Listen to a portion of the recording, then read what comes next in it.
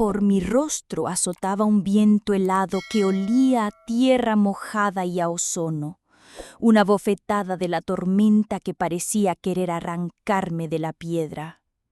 Mis manos, ensangrentadas y temblorosas, se aferraban al borde del muro del convento. Ese mismo muro que durante una década había representado mi refugio y mi santuario.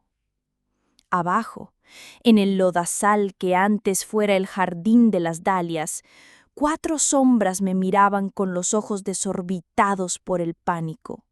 Eran mis hermanas, no de sangre, sino de fe, de miedo y ahora de fuga. El relámpago partió el cielo en 2 y por un instante iluminó sus rostros.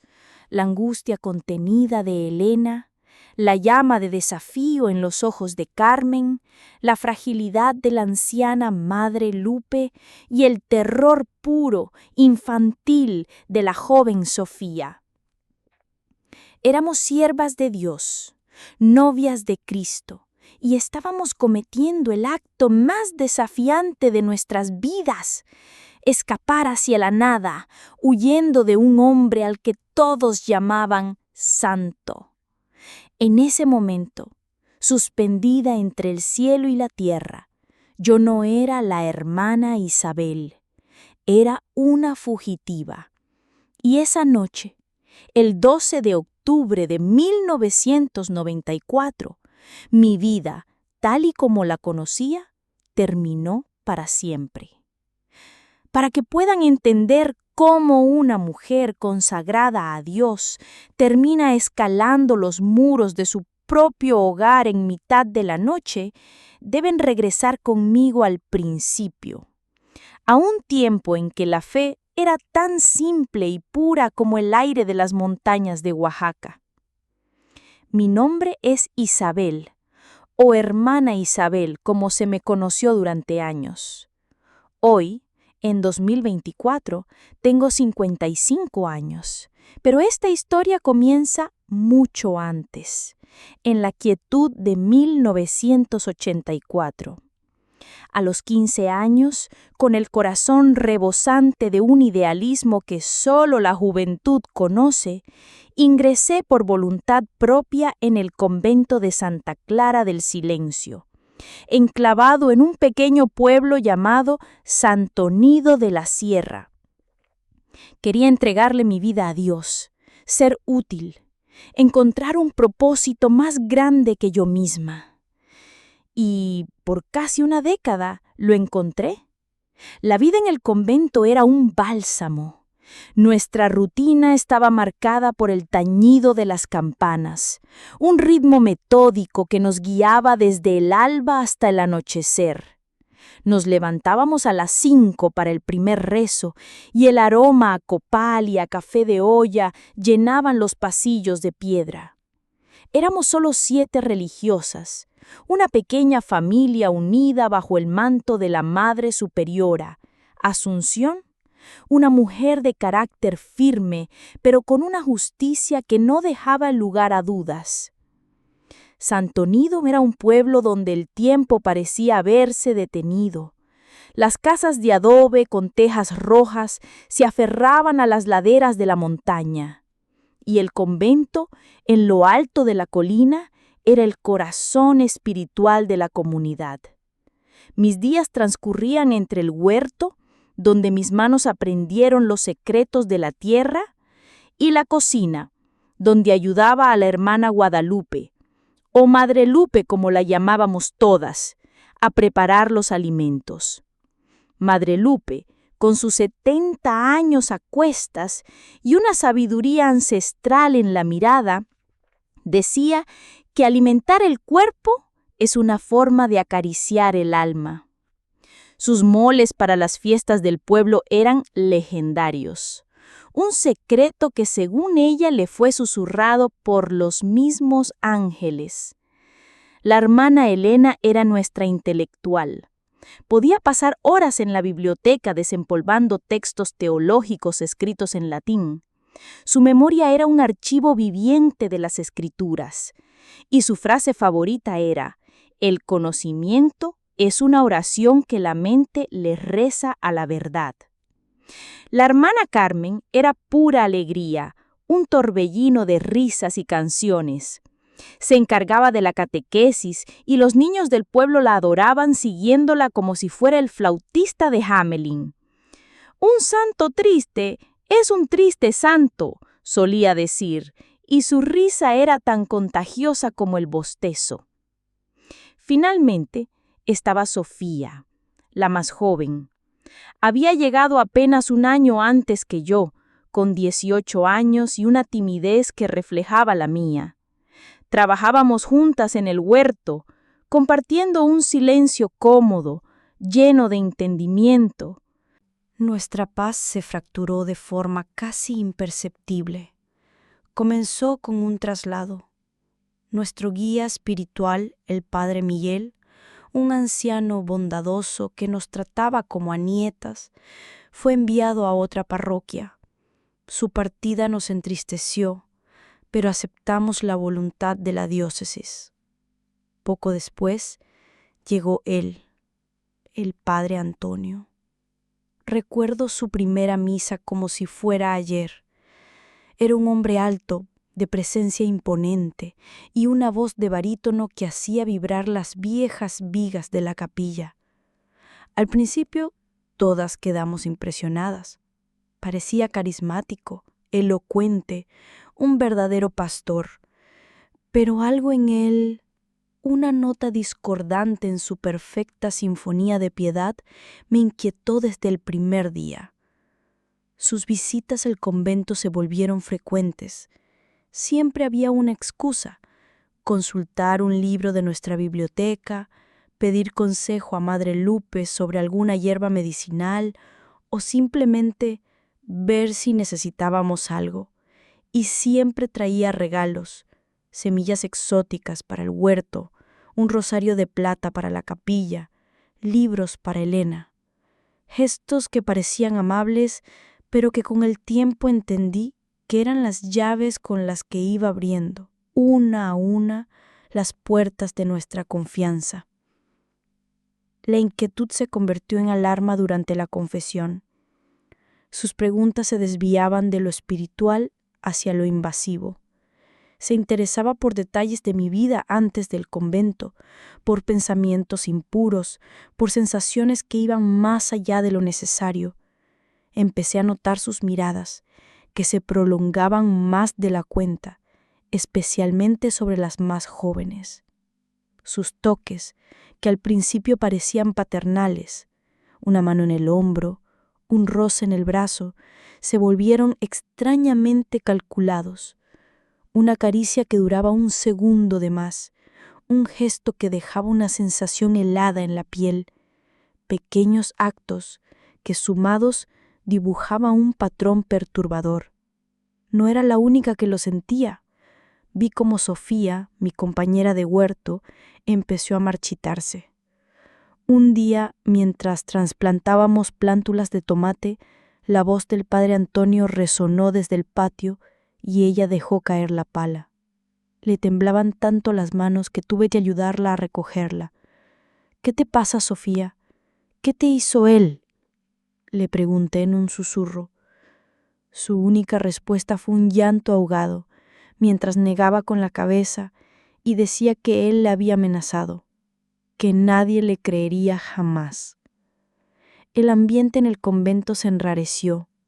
La alegría de Carmen se fue apagando, el silencio de Sofía se hizo más profundo y la concentración de Elena se rompía con frecuencia.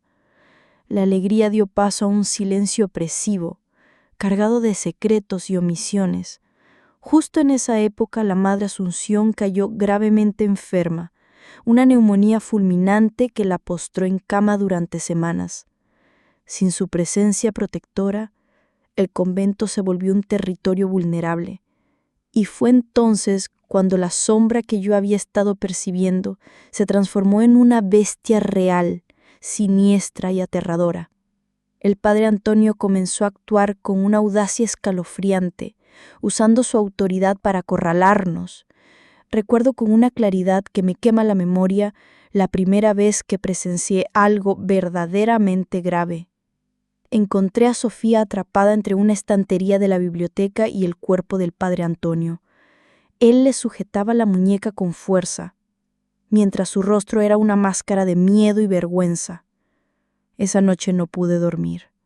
1000 pensamientos se arremolinaban en mi mente, como un enjambre de avispas furiosas. Sabía que algo profundamente maligno estaba sucediendo, algo que iba en contra de cada principio que me había llevado a esa vida. Intenté hablar con la hermana Elena. «Tenemos que hacer algo», le supliqué. Ella, siempre la más pragmática, suspiró con resignación. «¿Hacer qué, Isabel? Denunciarlo. ¿Quién nos va a creer? La palabra de un sacerdote vale más que la de 7 monjas juntas». Su realismo me golpeó como una puerta cerrada en la cara. La situación se deterioró aún más cuando la hermana Carmen también se convirtió en su blanco. Ella, que siempre había sido un sol, comenzó a apagarse. Perdió el apetito. Sus ojos vivaces estaban siempre enrojecidos de llorar en secreto. Una tarde se derrumbó en mis brazos sollozando. Contó que el padre Antonio le había llamado para una orientación espiritual especial y la había interrogado sobre su castidad, sobre sus sueños de mujer.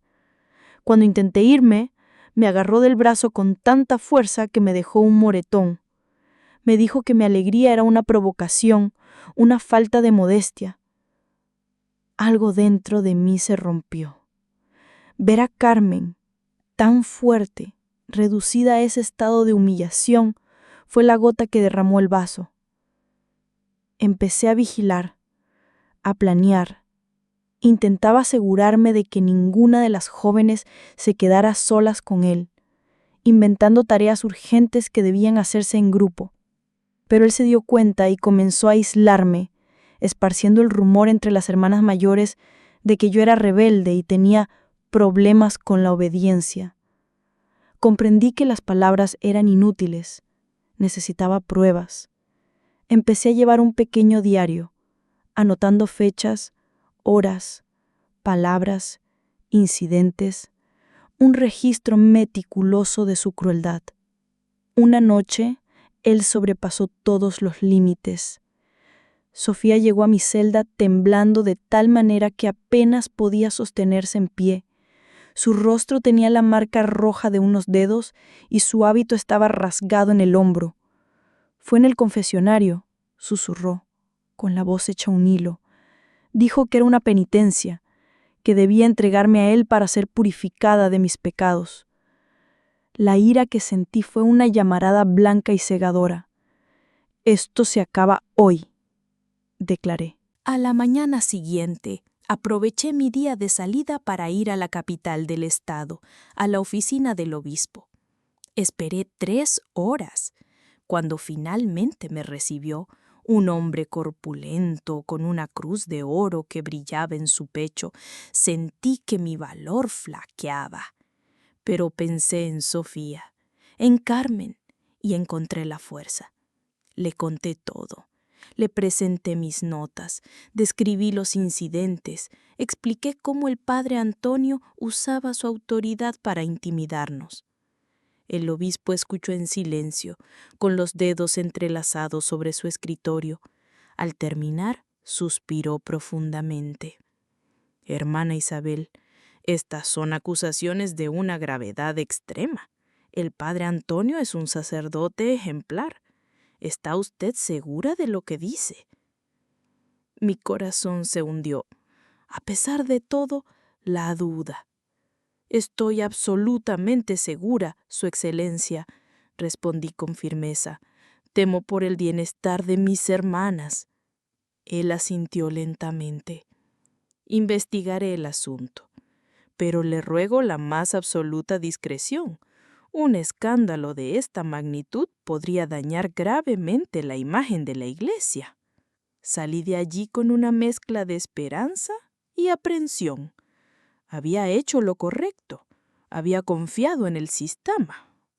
2 noches después, el padre Antonio se presentó en el convento fuera de horario, con el rostro desencajado por la furia. Se encerró con la hermana Elena durante casi 1 hora. Cuando salió, Elena parecía devastada, mientras que él esbozaba una sonrisa triunfante. Al pasar junto a mí, siseó en mi oído: Dios castiga a quienes levantan falsos testimonios contra sus siervos. El obispo me lo contó todo. Quedé en estado de shock.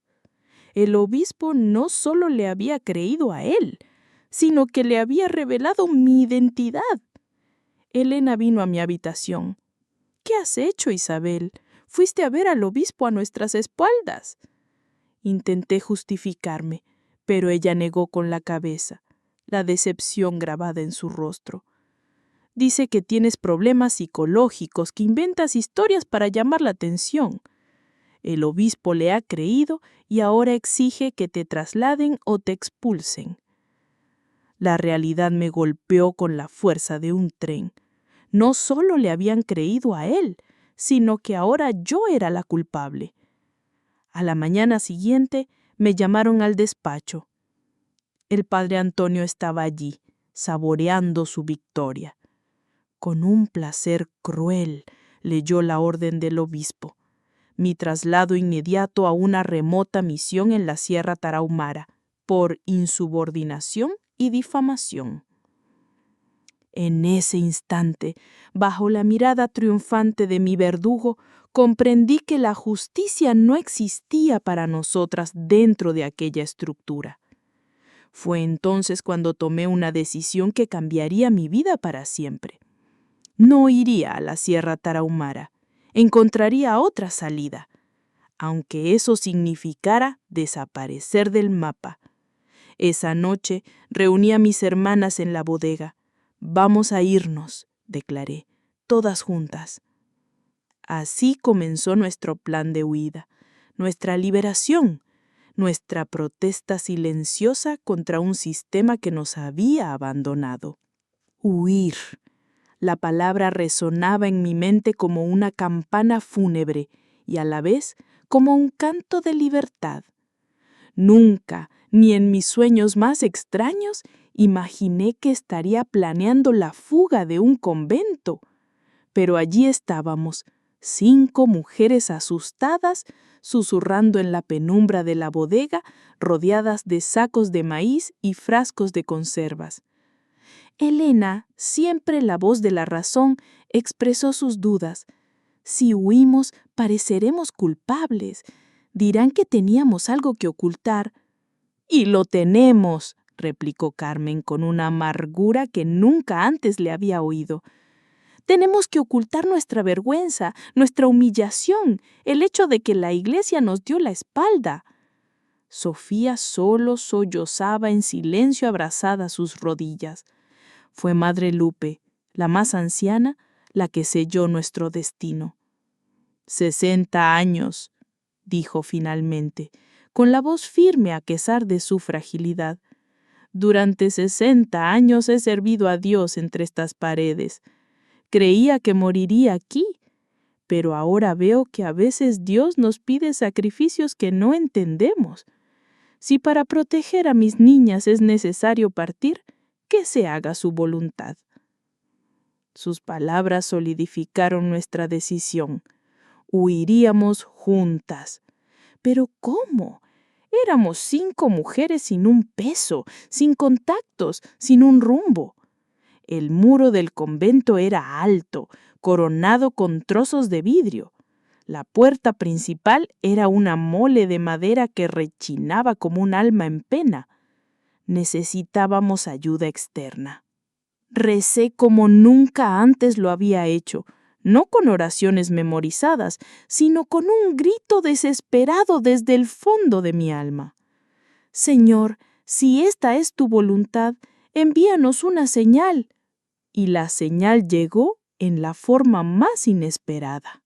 Señor Mateo, el hombre que cada semana nos traía suministros desde el pueblo. cera de abeja para las velas, hierbas para los remedios de Madre Lupe y a veces un poco de mezcal para fines medicinales. Un hombre de pocas palabras, de piel curtida por el sol y manos callosas por el trabajo en su pequeño rancho de agave.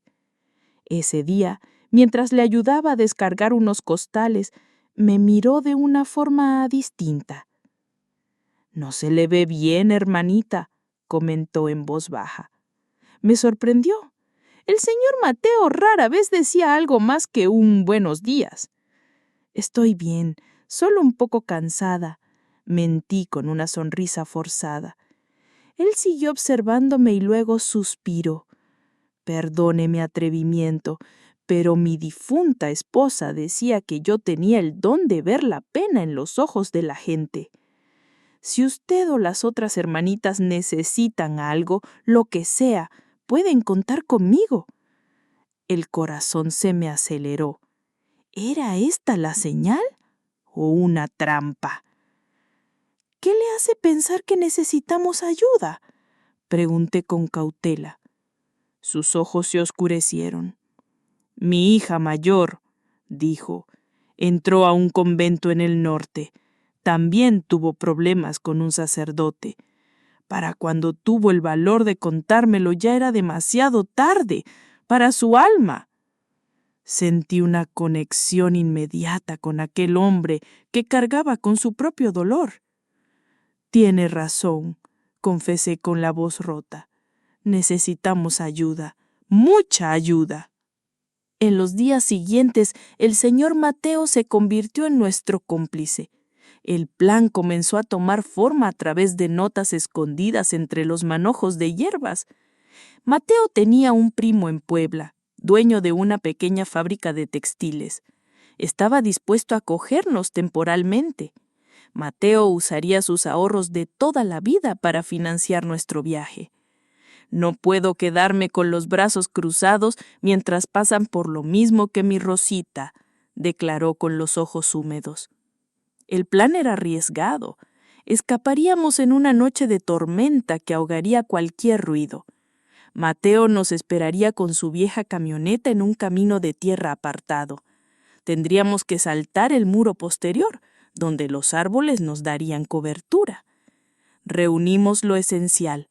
Elena consiguió nuestras actas de nacimiento de los archivos. Carmen reunió un pequeño botiquín. Sofía y yo nos encargamos de la ropa. Sabíamos que no podíamos usar nuestros hábitos. El señor Mateo nos consiguió ropa de civil a través de una vecina, diciendo que era para unas primas que habían perdido todo en una inundación. Lo más difícil fue decidir qué dejar atrás.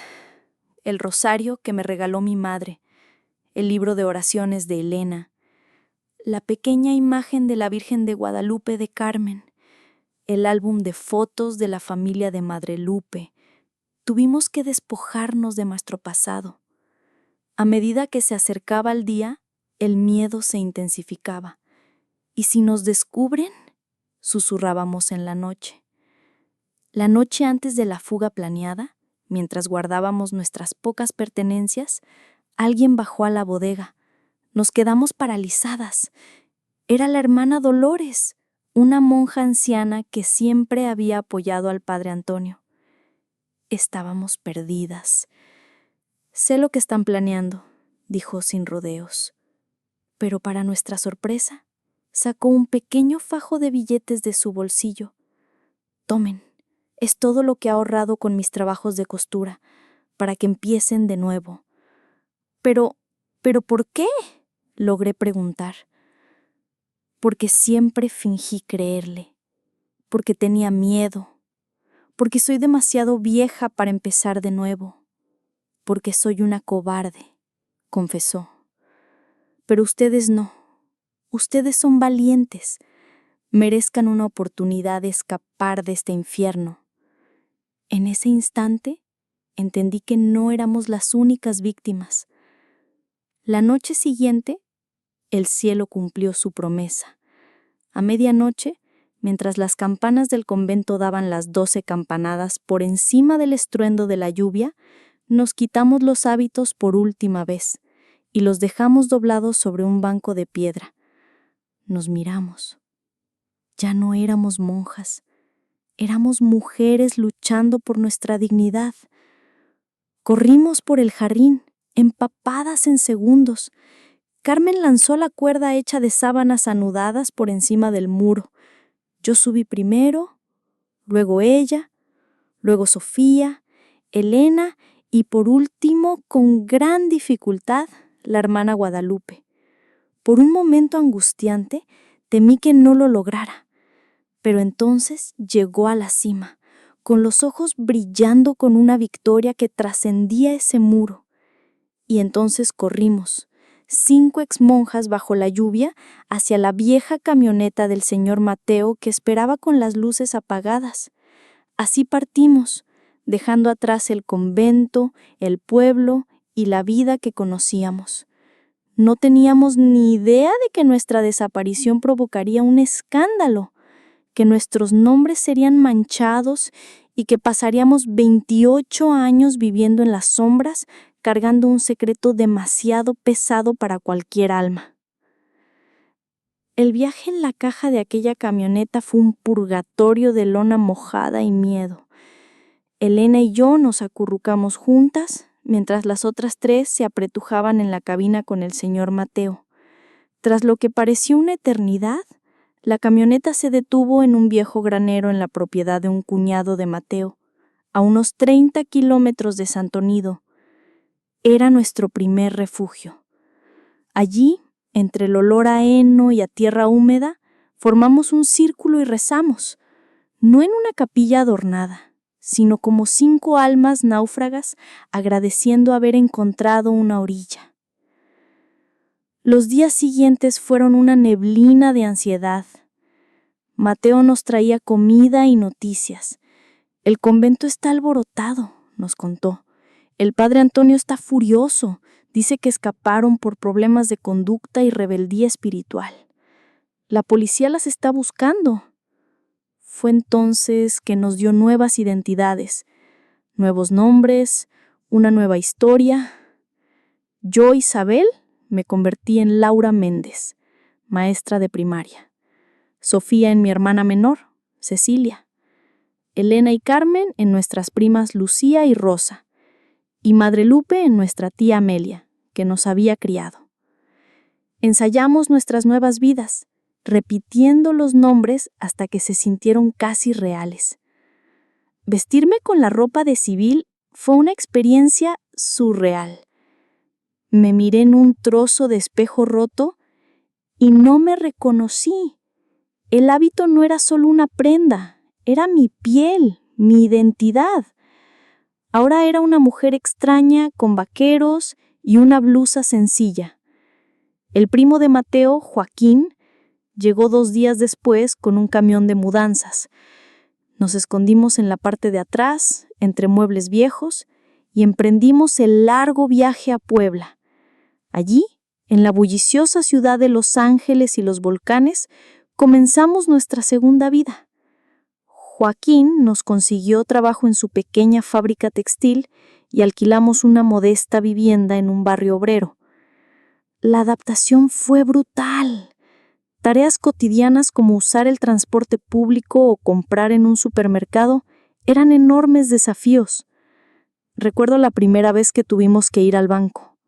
La cantidad de gente, el ruido, las formalidades, casi me desmayo en la fila. Elena, con su valor pragmático, siempre iba primero, abriéndonos camino en ese mundo desconocido. El trabajo en la fábrica era agotador, 12 horas al día rodeadas del estruendo de las máquinas de coser. Pero, paradójicamente, nos daba consuelo. El movimiento repetitivo calmaba la mente y por primera vez sentíamos que éramos dueñas de nuestro sustento. Poco a poco establecimos una nueva rutina. Aunque habíamos dejado la iglesia, nuestra fe seguía intacta. Cada noche nos reuníamos para rezar, no con oraciones formales, sino con conversaciones íntimas y sinceras con Dios. Los meses se convirtieron en años.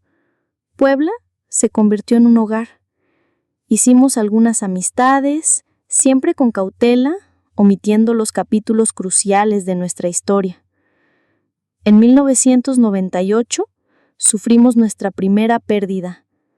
Madre Lupe, nuestra querida tía Amelia, sufrió un derrame cerebral mientras cocinaba.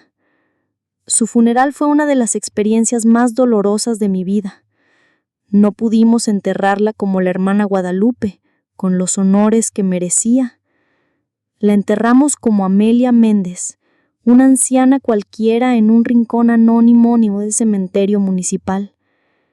Lloramos en silencio, sabiendo que el verdadero culpable de su exilio y de su muerte anónima seguía siendo aclamado como un hombre santo. Tras su muerte, decidimos mudarnos. Nos trasladamos a Guanajuato, una ciudad laberíntica donde sería aún más fácil perderse entre la multitud. Allí, nuestra vida transcurrió con una calma precaria durante casi una década. Empezaba a creer que tal vez habíamos logrado escapar para siempre, hasta que un día, en 2007, vi su rostro en un periódico. Monseñor Antonio celebra 30 años de servicio a la comunidad, anunciaba el titular. Ahí estaba él, más viejo pero con la misma sonrisa hipócrita. Corrí al baño y vomité. No solo había salido impune, sino que había prosperado. Ese descubrimiento nos sacudió. Por primera vez nos preguntamos si habíamos hecho lo correcto al huir, si nuestro silencio no había permitido que siguiera abusando de otras. Elena se volvió más introvertida. Una noche me confesó: «Estoy pensando en el futuro, Laura. ¿Qué haremos cuando seamos demasiado viejas para trabajar?» En 2012, Elena enfermó. Al principio pensamos que era una simple gripe, pero su estado se deterioró rápidamente. El diagnóstico fue cáncer en fase avanzada. En su lecho de muerte me entregó el diario que había comenzado años atrás.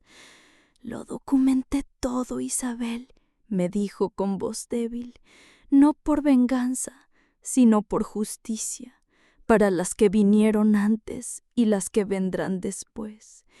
El silencio protege a los opresores, nunca a los oprimidos». Me hizo prometerle que algún día, cuando fuera seguro, usaría esa información para revelar la verdad. «Lo prometo», le dije con lágrimas corriendo por mi rostro, sin tener la menor idea de cómo cumpliría tal juramento. Elena, o Lucía, fue enterrada en un pequeño cementerio a las afueras de Guanajuato, junto a la tumba sin nombre de otra exmonja. Los años siguientes los dedicamos a sobrevivir. Sofía, Cecilia, conoció a un buen hombre en la fábrica. Se casó y tuvo 2 hijos. Se mudó a su propia casa, construyendo una vida normal, una vida que merecía. Carmen y yo seguíamos viviendo juntas. A veces visitábamos iglesias en ciudades lejanas, buscando esa sensación de paz familiar. A veces me pregunto si Dios nos ha perdonado por romper nuestros votos, me confesó Carmen un día. ¿Crees que necesitamos perdón por huir de un depredador?, le respondí. No por eso, sino por abandonar nuestra vocación. En 2019 también perdimos a Carmen. Su corazón, que había sido tan fuerte y alegre, simplemente se rindió una noche mientras dormía. Y así quedé sola. En 2021 decidí que era hora de un último cambio. Me mudé a San Miguel de Allende, compré una casita modesta y abrí una pequeña tienda de costura. Sofía y su familia me visitaban a menudo. A medida que envejecía, la promesa que le hice a Elena pesaba cada vez más en mi conciencia. La verdad sobre Santo Nido no podía morir conmigo. La respuesta sobre cómo cumplir esa promesa comenzó a surgir en 2022. Leí en un periódico local de Oaxaca que a Santonido había llegado un nuevo sacerdote para ayudar al ya anciano y enfermo Monseñor Antonio. Se llamaba Javier. Era joven y en una entrevista mencionó que su inspiración para el sacerdocio fue el ejemplo de fe de una tía suya que había sido monja y había muerto joven tras dejar el convento en circunstancias misteriosas. Podría ser una coincidencia, pero algo dentro de mí me dijo que no lo era. Fue allí, en mi pequeña tienda de costura en San Miguel de Allende, rodeada de hilos de colores y el zumbido de mi máquina de coser, donde tomé la decisión más difícil desde aquella noche lluviosa de hacía casi 3 décadas. Volvería a Santonido, me enfrentaría al pasado del que había escapado. Mi verdadero nombre no es Laura Méndez, comencé, tan pronto como el padre Javier cerró la puerta de su humilde despacho parroquial. El joven sacerdote frunció el ceño perplejo y luego sus ojos se abrieron de par en par. La monja desaparecida en 1994. Sentí que el corazón se me aceleraba. No había vuelta atrás. No morí. Escapamos. Todas huimos. Y he vuelto para contar por qué. La escucho, me dijo, señalándome una silla, su rostro una mezcla de incredulidad y atención profunda. Respiré hondo y comencé a narrar. Le conté los años de felicidad, la llegada de Monseñor Antonio y cómo convirtió nuestro santuario en un infierno. Le hablé de sus ataques, de mis intentos frustrados de denunciarlo, de la desesperada huida. Mientras hablaba, observaba sus reacciones. Al principio parecía escéptico, pero a medida que los detalles se acumulaban, su expresión se transformaba. Vi conmoción, luego indignación y finalmente una profunda tristeza. «Tengo pruebas», declaré, sacando de mi bolso el cuaderno de Elena. Mi hermana, la hermana Elena, lo registró todo. Tomó el cuaderno con manos temblorosas y hojeó las páginas amarillentas. Su rostro palideció. «Dios mío», murmuró, «Dios mío». Finalmente cerró el cuaderno y me miró con los ojos llorosos. «No puedo expresar cuánto lamento todo lo que usted y sus hermanas han pasado, y cuánta vergüenza siento de que la Iglesia, que debía protegerlas, les falló tan profundamente». Una oleada de alivio me invadió. Después de tantos años, por fin alguien de la Iglesia me creía. En los días siguientes trabajamos juntos en secreto. El padre Javier se puso en contacto con un obispo auxiliar joven y combativo, conocido por su postura firme en casos de abuso. Formalizamos mi relato, examinamos el cuaderno y buscamos en los archivos antiguos. Y allí, en una carpeta olvidada, encontramos el descubrimiento más inquietante, una carta de 1992, 2 años antes de nuestra huida, enviada por la Madre Asunción al obispo de entonces. En ella expresaba su preocupación por el comportamiento del padre Antonio con las novicias y solicitaba discretamente su traslado. La respuesta del obispo, escrita al margen, fue concisa. Asunto resuelto internamente. Archivarse. «Lo sabían», murmuré, sosteniendo el papel. «Lo sabían incluso antes que nosotras, y no hicieron nada». Una semana después, el obispo auxiliar se arrodilló ante mí. «Hermana Isabel», dijo, «en nombre de la Iglesia que le falló, le pido perdón». Me quedé sin palabras, con las lágrimas corriendo por mi rostro.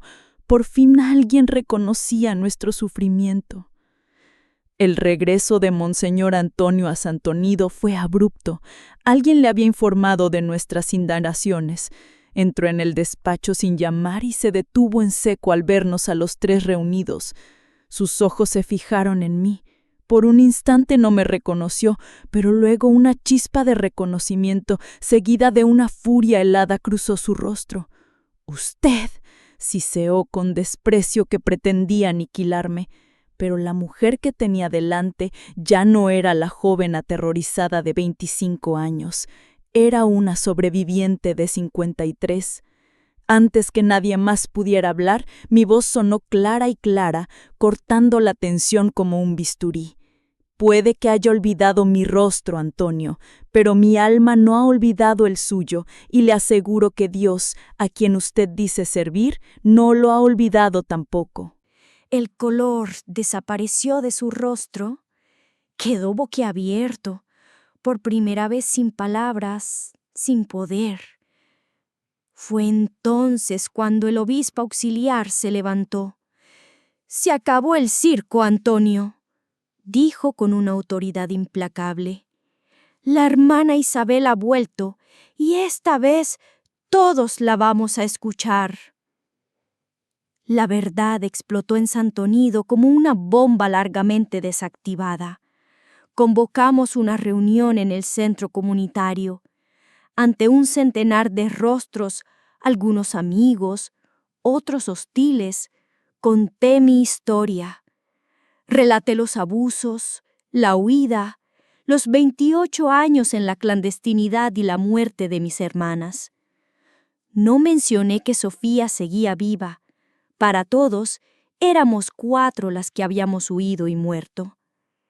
Era una pequeña mentira para proteger su paz, y estaba segura de que Dios lo entendería.